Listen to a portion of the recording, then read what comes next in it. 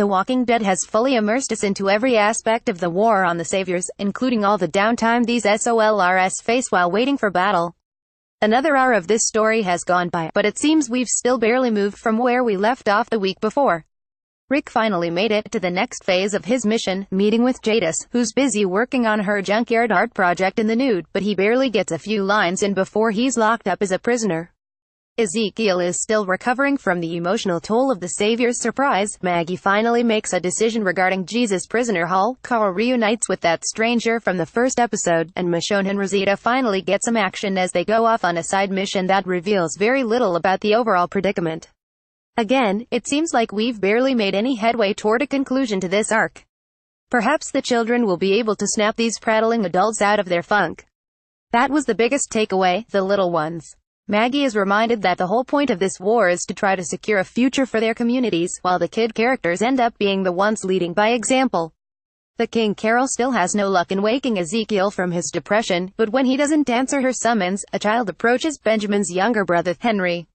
With a wooden staff in hand, he says he wants to fight, despite his peanut size. But Carol shuts him down, in so many words. Henry later follows her into the woods anyway, and she saves him when he's barely able to fend off two walkers. She calls him stupid, but he points out she's the one trying to go back to fight the Saviors by herself. Reluctantly, she gives him a gun and brings him back to the kingdom, where she again attempts to incite Ezekiel to action.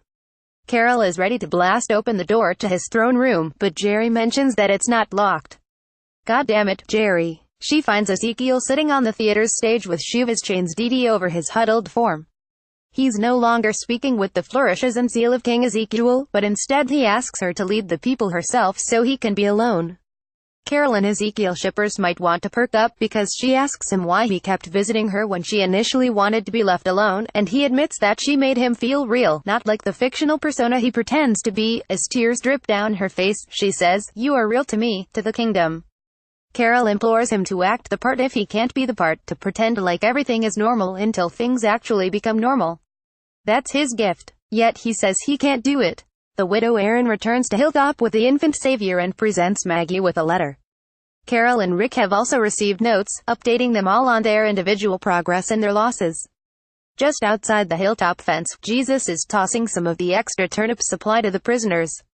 By the way, if you've been wondering, as I have, about the cute and good-hearted savior, it's actor Callan McAuliffe as Dylan.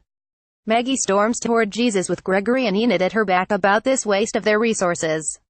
Gregory is still advising Maggie to them all, and although she once again commands him away, she admits to Jesus that every option for dealing with this situation is on the table.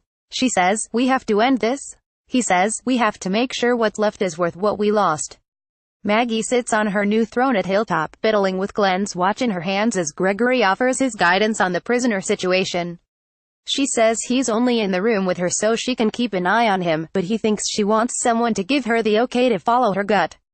As night falls, Jesus and the prisoners can hear the colony at work building something. They fear it's the gallows, which Gregory first suggested when he was mouthing off.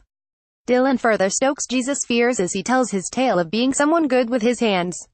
He remained under the radar building things while others did each other to be the leader of whatever group they were in. Under Negan, he was sent to build a fence at the outpost when Jesus forces Ed. Now, here he is, a seemingly innocent man caught in the crosshairs. The next morning, Maggie calls for the prisoners to come inside the walls. There aren't any gallows, but instead at Penta hold the saviors for the time being. She says the colony will feed them and not mistreat them, but they won't accept anything except total cooperation. Gregory once again objects to this action, then finds himself thrown into the pen. As he said himself, Maggie can't have someone they don't trust walking about freely within their walls. As two men drag a kicking and screaming Gregory into the cage, Jared makes a go for Diane's gun. Maggie is quick to bash him in the head with her rifle, but he warns that she'll get all of Hilltop. Later on, Dylan finds Jared trying to use a rock to cut the ropes around his wrists and knocks it away. Dylan doesn't want everyone to end up dead on account of his behavior, but Jared says again how the Hilltop will be theirs if they just bide their time.